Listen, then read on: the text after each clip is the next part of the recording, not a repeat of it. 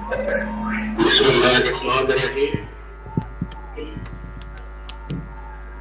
भाई अमीर मकाम साहब,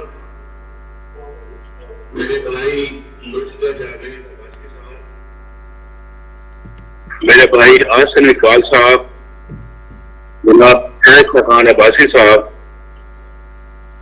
और सवात के मुस्लिम सवात के भाइयों, दोस्तों, अस्सलाम वालेकुम। मेरी आवाज आप तक पहुंच रही है?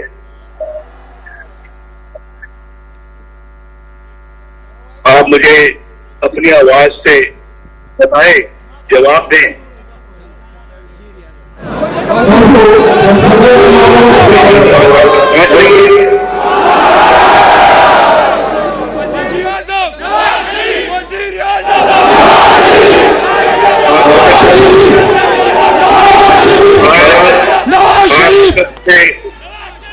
आपसे क्योंकि मैं आपसे बात कर रहा हूँ बहुत दूर से, तो इतना पता नहीं लगता कि आप क्या कह रहे हैं और मेरी आवाज आप तक पहुंच रही है नहीं। लेकिन मैं आपको ये बताना चाहता हूं कि आज आपसे बात करते हुए मुझे बहुत खुशी महसूस हो रही है, क्योंकि बहुत दिनों के बाद आज आपसे गुफ्तगू करने का मौका मिला है। सवात के भाइयों और दोस्तों, मुझे इस बात का अफसोस है, मेरा मौका मिला है कि कुछ अरसे से आपकी जिंदगी की मुश्किलात बहुत बढ़ गई हैं। एक तरफ तामीर और तरक्की का वो अमल रुक गया जिसकी बुनियाद हमने डाली थी, मुस्लिम लीग में डाली थी, और दूसरी तरफ महंगाई, बेरोजगारी और बढ़ती हुई गुर्बत ने आपका जीना मुहाल कर दिया है। आप जानते हैं कि हमारी हुकूमत ने मुल्क के लिए और आपके लिए क्या कुछ किया। आप जानते हैं कि जब तरक्याती काम होते हैं तो रोजगार के मौके पैदा होते हैं, खुशहाली आती है, दुकान की सूरत हाल बेहतर होती है, और हमने करके दिखाया और जिंदगी का पहिया आगे की तरफ चलता है। आप जानते हैं कि किस तरह लोग 20-20 घंटों की लोड शेडिंग का अजाब सह रहे थे जब हम आए, और दहशतगर्दी थी हर तरफ से। अल्लाह का शुक्र है कि जब हमारी वसत हुई तो इन बहरानों पर हमने काबू पा लिया था। आप इस बात के चश्मदीद गवाह हैं।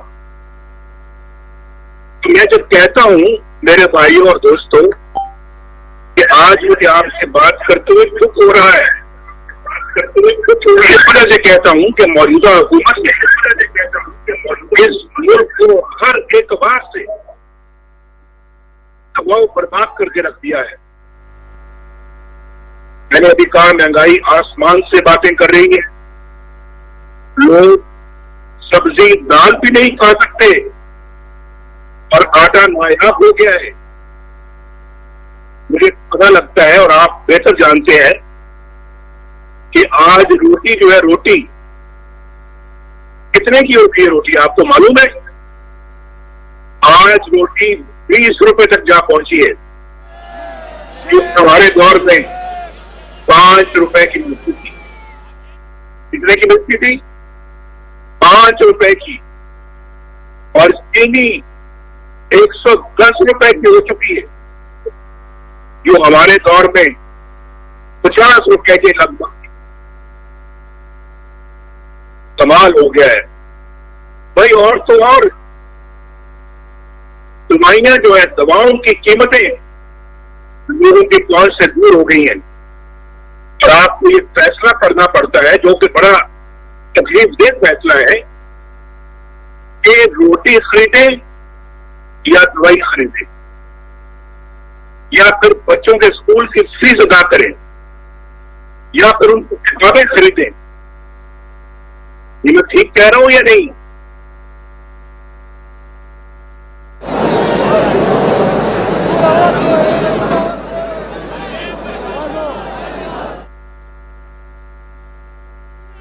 नवाज शरीफ, नवाज शरीफ, नवाज शरीफ, धरती का बेटा, नवाज शरीफ, डरने वाला, नवाज शरीफ। लिंक हमारा राब्ता कट गया है।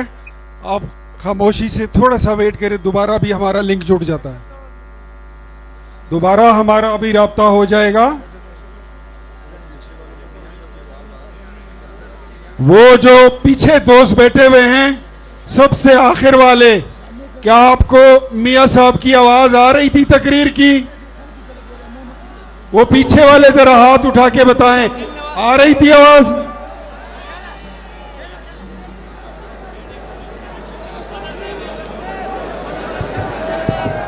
तस्तो शात आवाज राहतो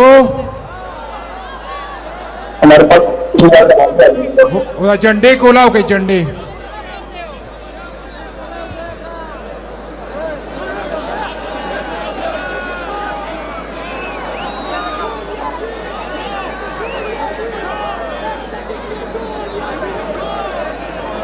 मियां साहब, सवात के लोग, खैबर पख्तूनख्वा के पठान, ये गयूर भाई, ये आपकी थोड़ी सी जुदाई बर्दाश्त नहीं कर सक रहे।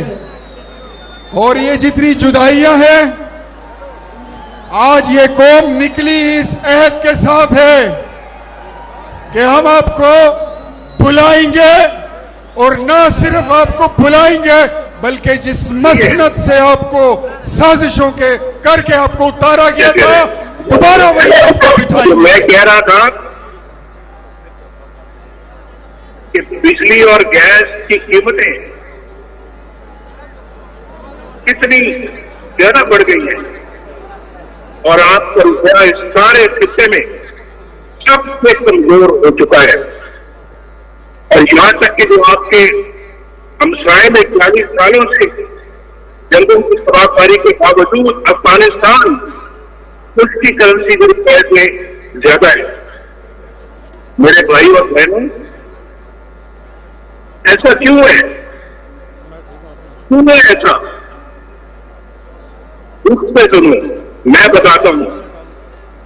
ऐसा इसलिए है कि आप पर एक नाअहल बदगुमान और कितनी टोला मुसल्लत कर दिया गया है, जो आपको नहीं किसी और को जवाबदेह है, किसी और को,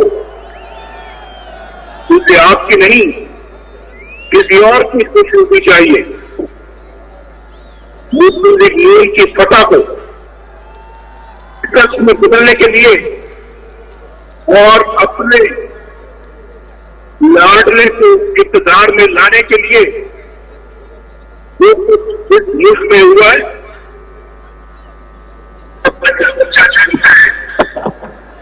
और आप तो जानते हैं, समाज के मेरे भाइयों, बुजुर्गों और साथियों, आपको भी मालूम है, मुझे अपने साथ, अपने खानदान के साथ होने वाले सलूक का दुख नहीं,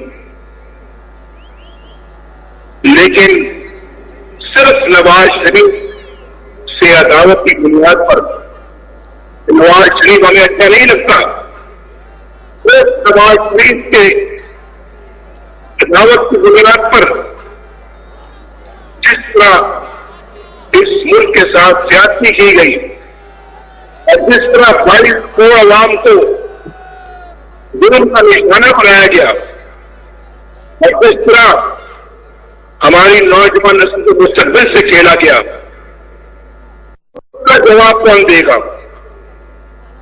कौन देगा उसका जवाब? मैं कहता हूं कि जनरल कमर जावेद बाजवा और जनरल फैज हमीद जवाब दें कि उन्होंने पाकिस्तान के साथ ये सलूक क्यों किया, उन्होंने पाकिस्तान को तबाही के घरे में क्यों फेंका। वो कहते हैं कि एक नवाज शरीफ हमारा नाम क्यों लेता है?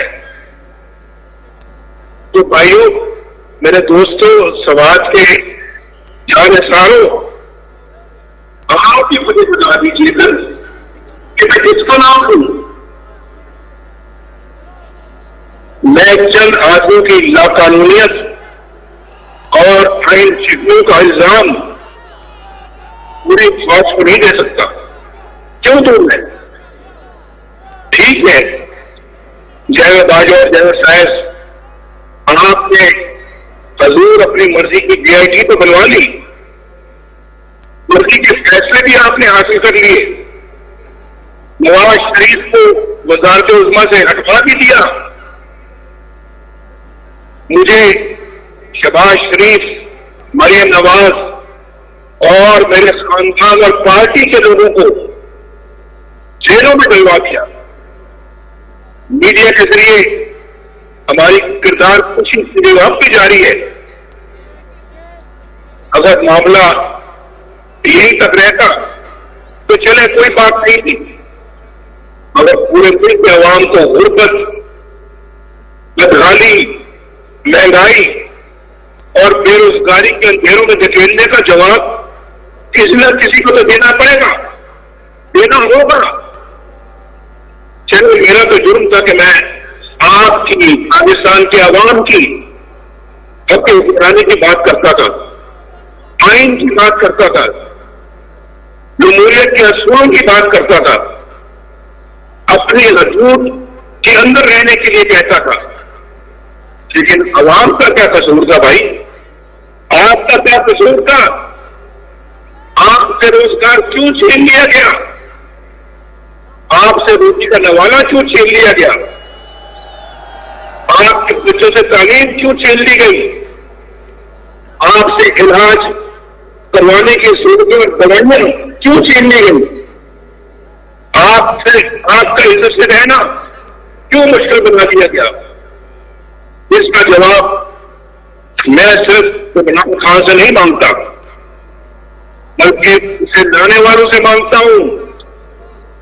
वो तो कठपुतली है, इसे हिलाने वाली उंगलियां किस जुल्म और जबर का हिसाब देंगी। भाई और बहनों, आपने कराची में होने वाले उस मौके की तस्वीर तो सुनी होगी कि किस तरह सिंध पुलिस के सरबराह IG पुलिस रात गए घर से अगवा करके यह सवाल बनाया गया, उसे एक बुनियाद गैर कानूनी तैयार काटने का हुक्म दिया गया। इस तरह से मेरी आवाज और कैप्टन कोटा का दरवाजा तोड़कर कैप्टन सफर को गिरफ्तार किया गया और फिर शर्मनाक रवैये पर सिंध पुलिस ने अपना रद्द-ए-अमल दिया। इस पर जनरल बाजवा ने खुद इंक्वायरी करवाने का ऐलान किया। अब एक प्रेस रिलीज जारी की जाती है कि इंक्वायरी मुकम्मल हो गई और जिम्मेदारों को जुदा जिम्मेदारी से हटा दिया गया। मैं जो कहता हूं कि यहां हुकूमत के ऊपर एक हुकूमत है, रियासत के ऊपर एक रियासत है, तो क्या कराची के वाकये ने मेरे मौक़िफ़ को सच्चा साबित कर दिया या नहीं? पहले ये तो देखिए कि FIR दर्ज कराना ISI या रेंजर्स का काम है, उनकी जिम्मेदारी है। अगर पुलिस एक गैर कानूनी बेबुनियाद FIR दर्ज करने से इनकार कर दे तो किसी को या किसी इदारे को यह हक है कि वो संसूख के तौर पर IG और एडिशनल IGP को हवा कर ले? क्या दुनिया के किसी मुहज़्ज़ब मुल्क में ऐसा हो सकता है? क्या सियासी चारदीवारी की तौहीन की कोई ऐसी मिसाल किसी भी मुल्क में मिल सकती है? आज एक नजर उस रिपोर्ट पे डालिए। रिपोर्ट की बल्कि प्रेस रिलीज है, बल्कि ये तो मैं कहूंगा उनके अपने ही खिलाफ एक FIR है। आप यहाँ कायदे आजम के मजार पे एक हुकूमती की गई और अफसरों के जज्बात भड़का दिए गए, उनके जज्बात भड़क गए। कायदे आजम के मजार का एहतराम करते हो, कायदे आजम के खिलाफ का भी एहतराम करो भाई, उनका एहतराम क्यों नहीं करते? कायदे आजम की तालीमात की बेहुरमती क्यों करते हो? ये जज्बात उस वक्त क्यों जोश नहीं मारते जब आइन पर हमला होता है? ये जज्बात उस वक्त जोश क्यों नहीं मारते जब जमहूरियत पर हमला होता है? ये जज्बात उस वक्त जोश क्यों नहीं मारते जब एक हुकूमत पर शख्स मारा जाता है? उस वक्त क्यों नहीं जोश मारते जब एक आपके मुंतखब वज़ीर आज़म को वज़ीर आज़म हाउस से गिरफ्तार किया जाता है, हथकड़ियां बनाई जाती हैं? और ये आप उस वक्त जोश क्यों नहीं मारते जब जजों को गिरफ्तार किया जाता है? आप उस वक्त जोश क्यों नहीं मारते जब उसके सामने धरने दिए जाते हैं और धरने करवाए जाते हैं? मेरे भाइयों और बहनों, क्या हमारे सीने में और अलग के सीने में दिल नहीं? क्या और हमारे जज्बात की कोई कदर कीमत नहीं? चंद लोगों के जज्बात में उबाल आता है, वो बच्ची को उठाकर ले जाते हैं, किसी न्याय का खून जोश मारता है और सदर को उठाकर जेल में डाल देता है और शामिल हो जाता है। किसी के जज्बात में गर्मी आती है तो किसी सहाफी को उठाकर ले जाता है। एक प्रेस रिलीज जारी करने वालों ने इतना भी नहीं सोचा कि क्या रहा है।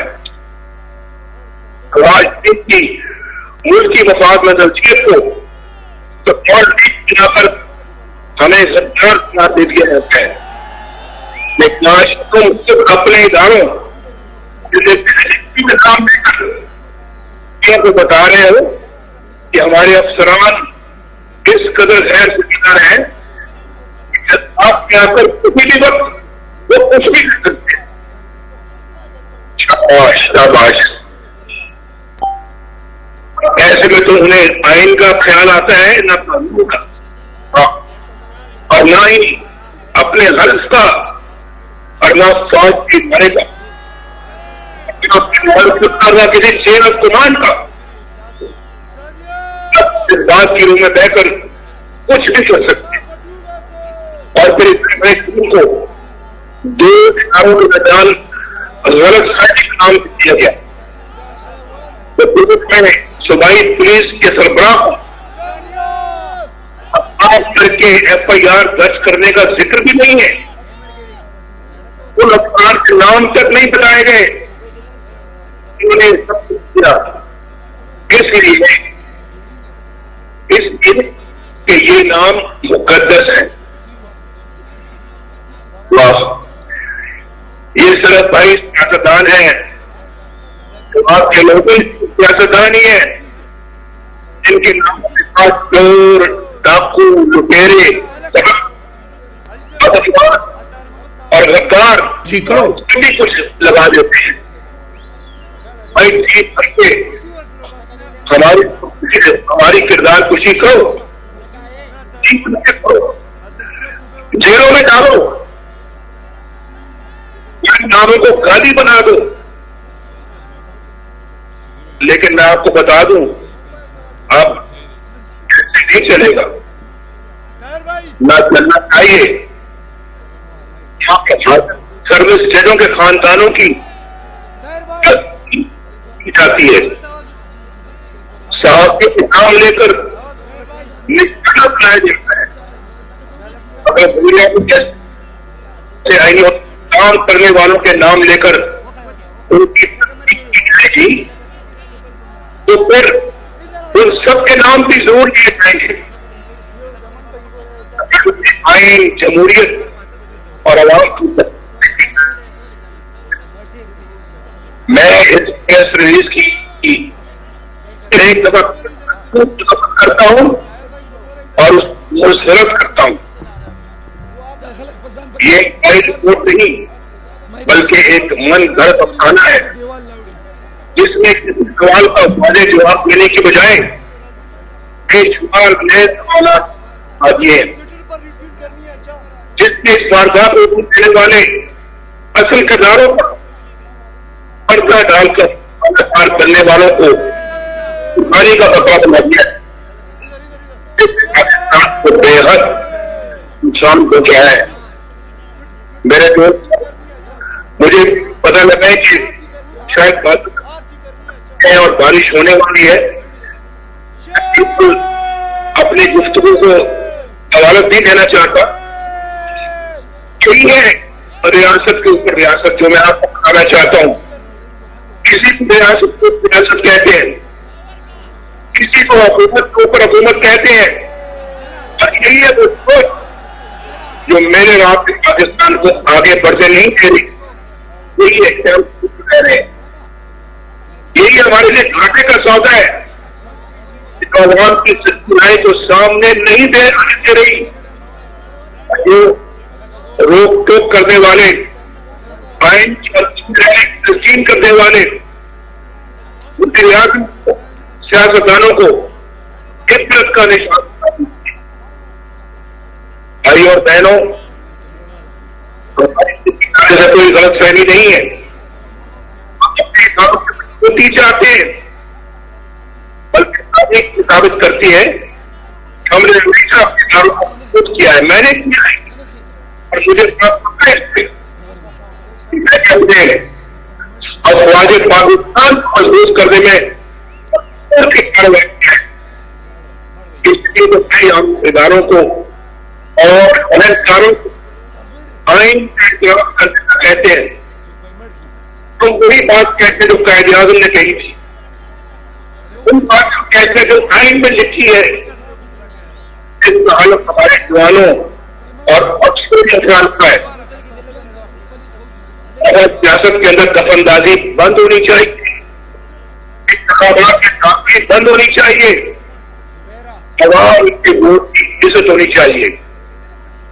और मैं आपको याद करूंगा कि आपको मिलकर भरपूर नारा लगाना चाहिए।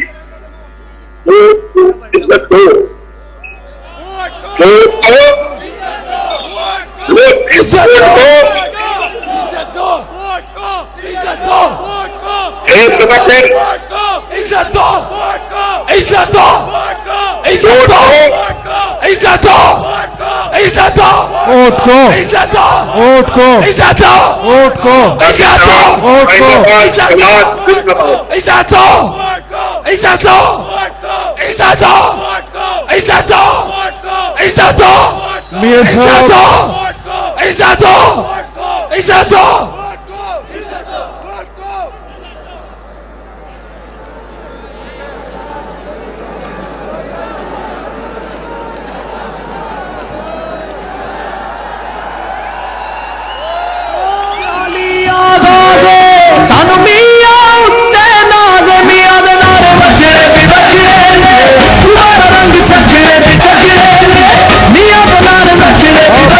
तालियों की गूंज में अपनी और आपकी बहन, हमारी बहन, तेरी आवाज मेरी आवाज, मरियम नवाज, मरियम नवाज, तेरी आवाज मेरी आवाज, मरियम नवाज, मरियम तेरी आवाज